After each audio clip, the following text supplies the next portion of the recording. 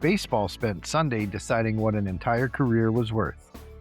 Carlos Beltran, Andrew Jones, Jeff Kent.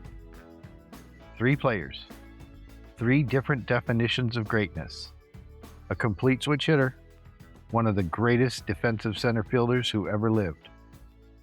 The most prolific home run hitter the second base position has ever produced. They combined for 1,246 home runs. 1 week from tomorrow, Major League front offices will answer a much narrower version of the same question. What are 2 months of a baseball player worth? How much future do you trade for 60 games? How much prospect capital do you spend on one October start, one right-handed bat, or one clean inning before the closer enters? Sunday was about legacy. The coming week is about leverage. And that is where we start. The standings don't lie. The box scores don't either. I'm Pete Dwyer, and this is the Division Line from the Baseball Nerd. 6 divisions, 30 teams, and one weekly breakdown of what the numbers actually say. Carlos Beltran, Andrew Jones, and Jeff Kent entered the Baseball Hall of Fame on Sunday in Cooperstown. All 3 belong there. Beltran finished with 2,725 hits, 435 home runs, 312 stolen bases, more than 1,500 runs scored, and more than 1,500 runs batted in. He is the only switch hitter in Major League history to reach 1,500 runs, 1,500 RBI, 300 home runs, and 300 stolen bases. That is a difficult combination to process because there was almost nothing he could not do. He hit for average. He hit for power. He stole bases. He played center field. And he produced in October. Beltran did not reach the Hall through one overwhelming number.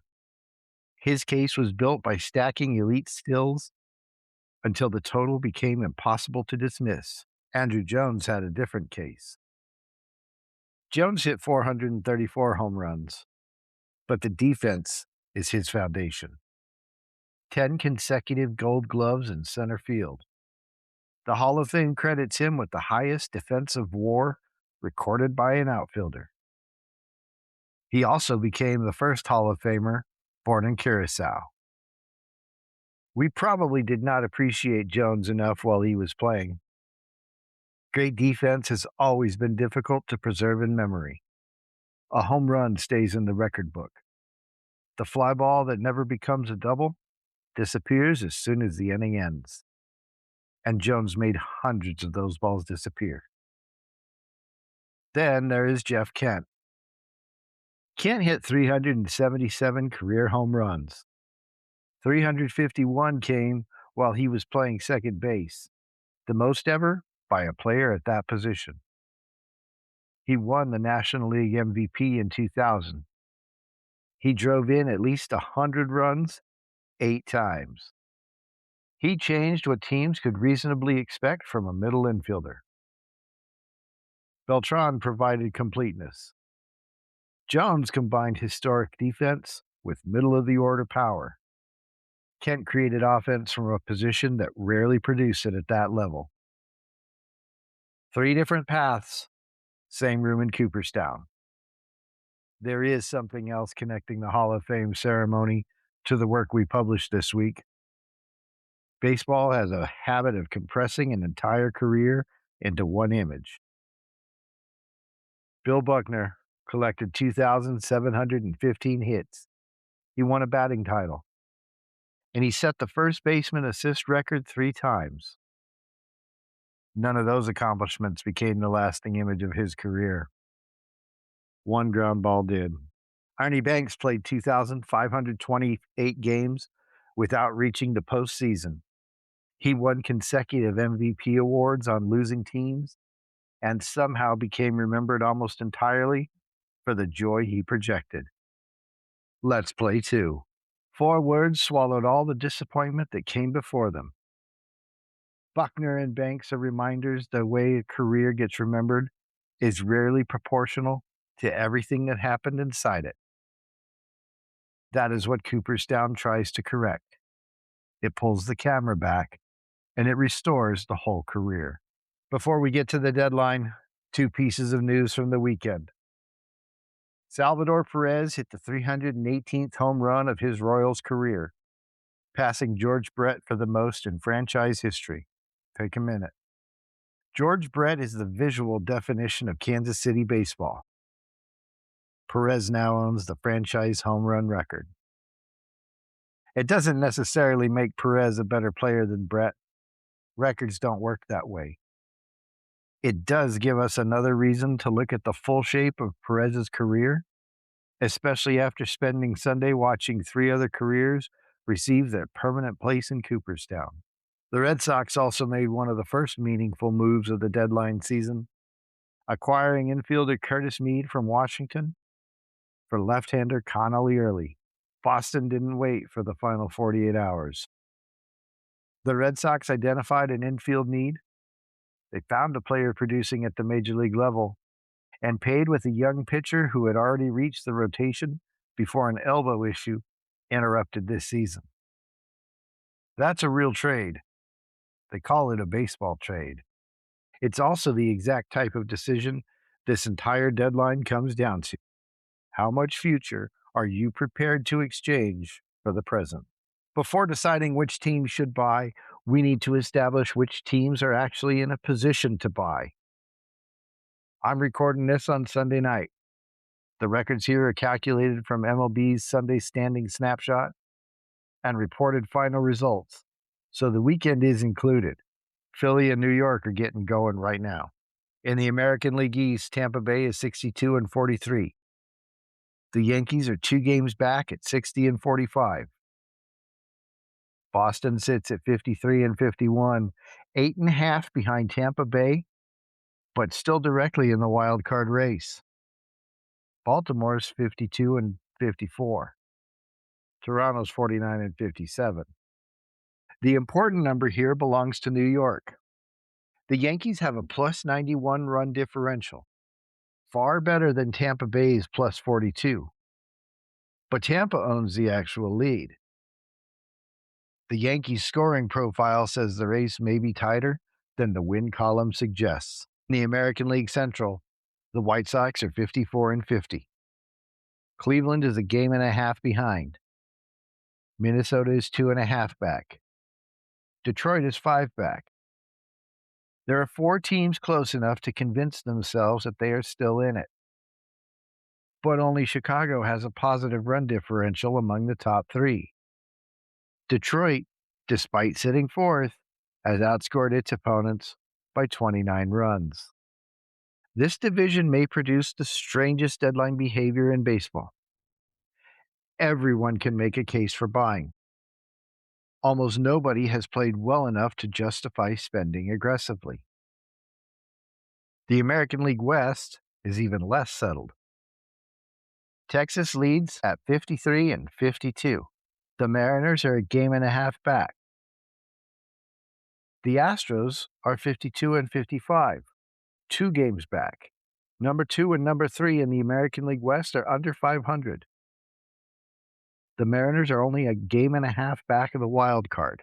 The Rangers lead the division despite being outscored for the season. Houston has also been outscored. Seattle is the only one of those 3 with a positive run differential. Someone is going to win this division, but nobody has separated. In the National League East, Atlanta is 62-43 with a 6-game lead over the Phillies. Now remember, the Phillies are taking on the Yankees right now as I record this. Washington is 8.5 games back. Miami's 10.5. Miami has lost 12 straight. For the run that they were on before the All-Star break, it's pretty much come crashing down. The Mets are 44-62 and only figure in this conversation because of the pieces that they have to sell. Miami may be the most important deadline team that nobody expected to be discussing this way 2 weeks ago. Like I said, that 12-game losing streak had changed the conversation from what the Marlins should add to whether they should begin moving pieces. Milwaukee's 66-39 in the National League Central. The Cubs are 7 back, with St. Louis and Pittsburgh more than 12 back each. The Brewers have a plus 133. Correction, re-record 3, 2, 1. The Brewers have a plus 142 run differential. They have played like a team expecting to reach October and expecting to remain there for a while. The Cubs have a comfortable wild card position, up 4.5 games, but Milwaukee has created real separation. We all know the National League West belongs to Los Angeles. The Dodgers are 67-39. Arizona is 12 games back. San Diego's 14 games back. San Francisco and Colorado, they're already looking forward to next season. The Dodgers have outscored their opponents by 155 runs. Milwaukee is the only other team within shouting distance of that number. The Dodgers are no longer trying to just win the division. Their decision should be built around beating Milwaukee, Atlanta, and whoever survives the American League. The 2026 trade deadline is Monday, August 3rd at 6 p.m. Eastern. After that point, players on the 40-man rosters can't be traded. Every front office now has 1 week to decide whether its season deserves further investment. This week, I published 2 separate trade lists because there are 2 separate markets. The first group was the budget market. These were trades designed to solve a documented problem without touching the top of a farm system. Ryan Jeffers to the Yankees addressed a catching position that has dragged down an otherwise strong roster. Jorge Soler addressed Seattle's inability to hit left-handed pitching. Jason Adam added another bullpen option for a team that has been asking too much from Andres Munoz. Taylor Ward gave Atlanta the finished right-handed bat it has been searching for. And Pete Fairbanks gave the White Sox another late-inning right-hander without forcing Chicago to abandon the prospects it is publicly protected. Andrew Kittredge represented the type of modest bullpen acquisition Tampa Bay has made for years. Those proposals were not intended as predictions. They were fit tests. Start with the roster problem, find the player who solves it, and then set a price that reflects the length and quality of the contract. A rental catcher does not cost a top 5 prospect. A setup reliever does not cost the best young hitter in the system. A 2-month bat can be valuable without becoming expensive enough to damage the next 5 seasons. The second article moved into a more expensive market. These were players capable of changing the shape of an October roster. Freddy Peralta has a 5.01 ERA, which honestly looks like a warning sign.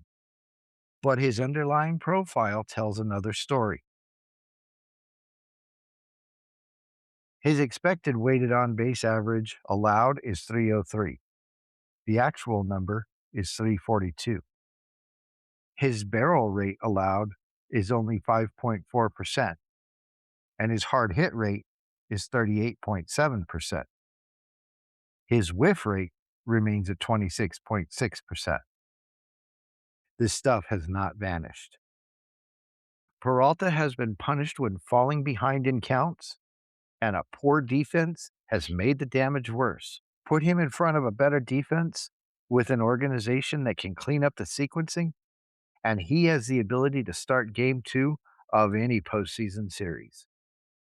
That costs a real prospect, and it should. Casey Mize is a different type of purchase. There's no surface level discount. He has a 2.63 ERA with a 2.82 expected ERA. He is pitched like a legitimate postseason starter. The only discount comes from uncertainty over whether Detroit will actually sell and how much risk a buyer attaches to Casey Mize's medical history. Detroit can keep him. make him a qualifying offer in the winter, and then collect compensation if he leaves next year.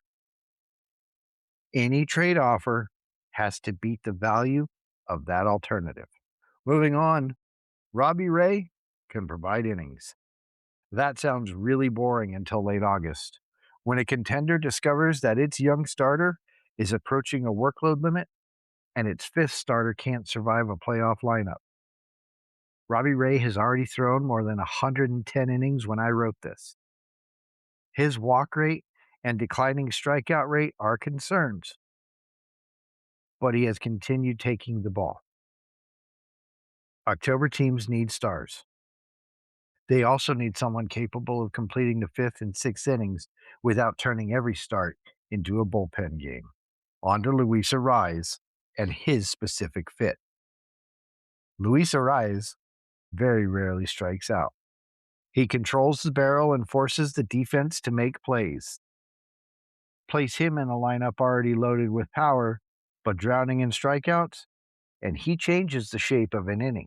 But if you put him on a team that already makes contact, but can't hit the ball hard, you added more of one skill to the roster that they already had. And we get into exceptions. AJ Minter. I generally wouldn't spend heavy prospect capital on rental relievers. The supply is too large, the performance is too volatile. But AJ Minter does offer something more difficult to find under the 3-batter minimum. He can come in against a lefty, he can stay for the righty behind him, and then finish the inning without forcing another pitching change. He's met his 3, likely got his 3 outs. That does have direct October value.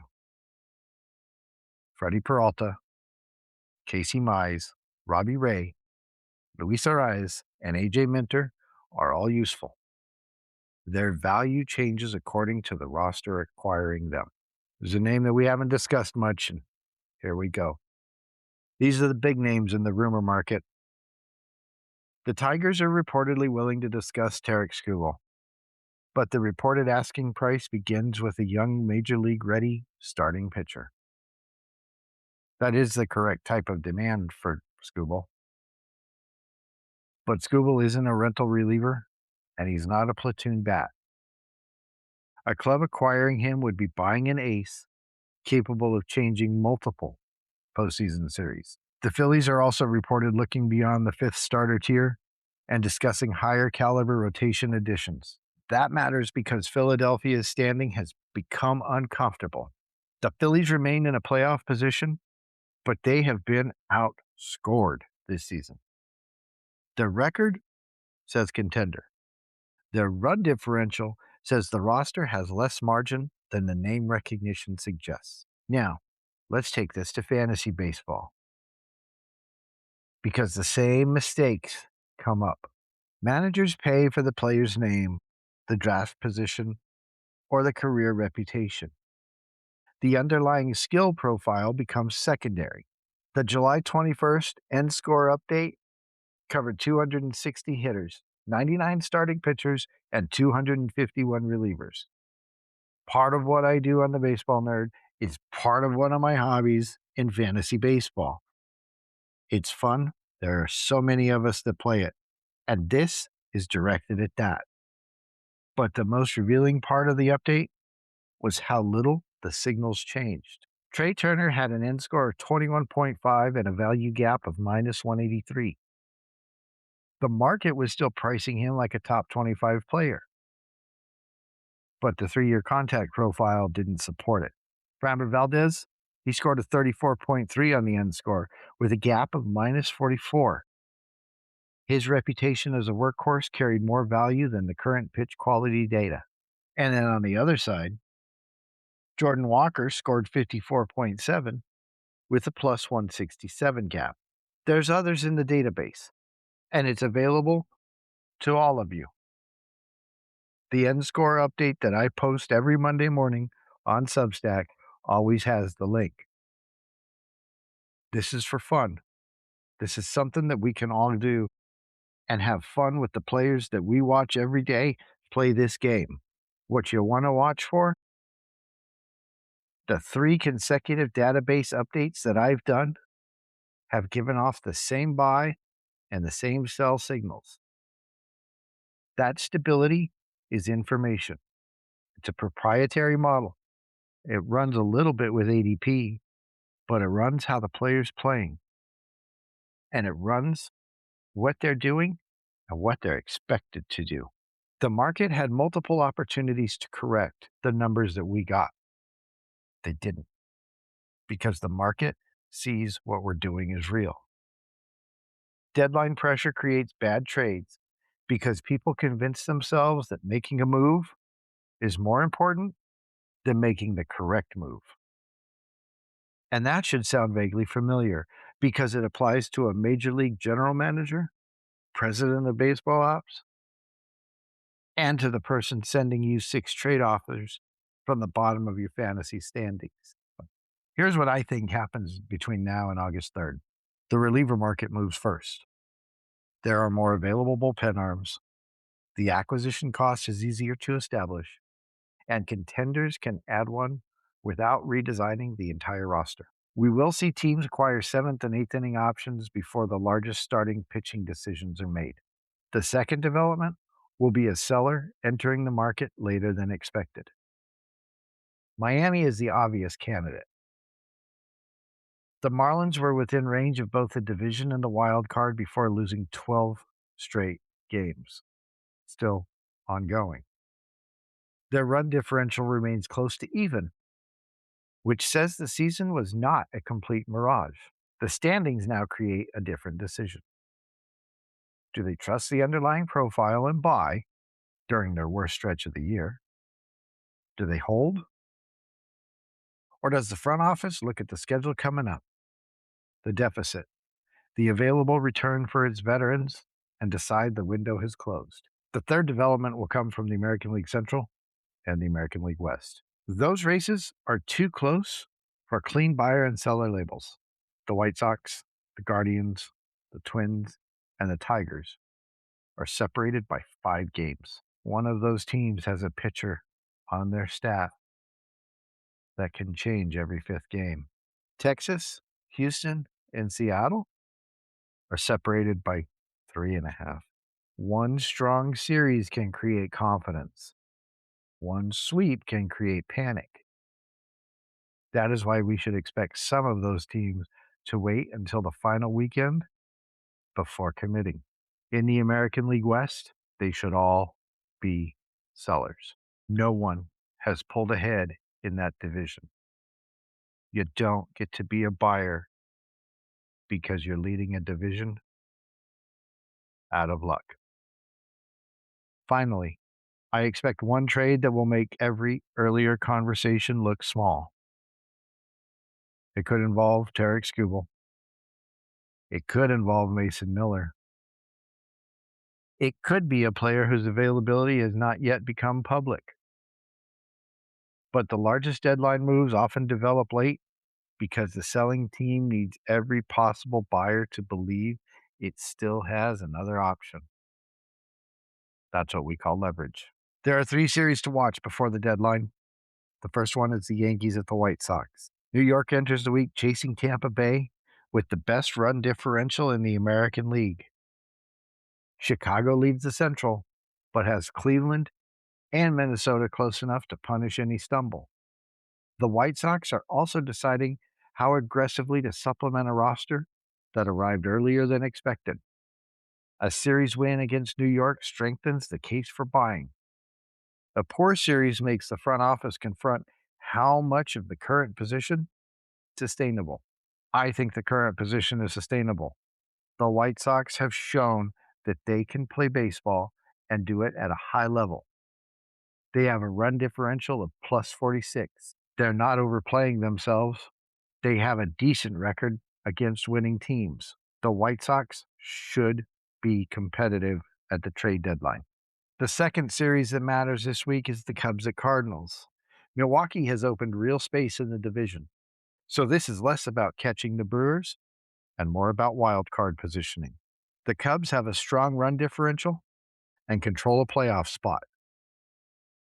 They're 4.5 games up in the wild card with a 76-run differential. St. Louis is close enough to the final wild card to remain in the market, but not comfortable enough to waste the week. The Cardinals need wins before the front office starts spending prospects. The third is Texas at Tampa Bay. The Rangers lead the American League West. The Rays lead the East. Texas has been outscored this season to the tune of 25 runs, yet somehow is still in first place, while Tampa Bay's record has run ahead of its expected. This series will expose both teams. It can also shape what each front office believes it needs before Monday's deadline. Then, the week ends with Boston visiting the Dodgers on Sunday night. By that point, we may know exactly what each team will carry into the deadline's final hours. One more piece of baseball nerd news. The publication now has 3 homes. You can find the Baseball Nerd on Beehive at thebaseballnerd.beehive.com. Still on Substack, thebaseballnerd.substack. And the main site, of course, is thebaseballnerd.com.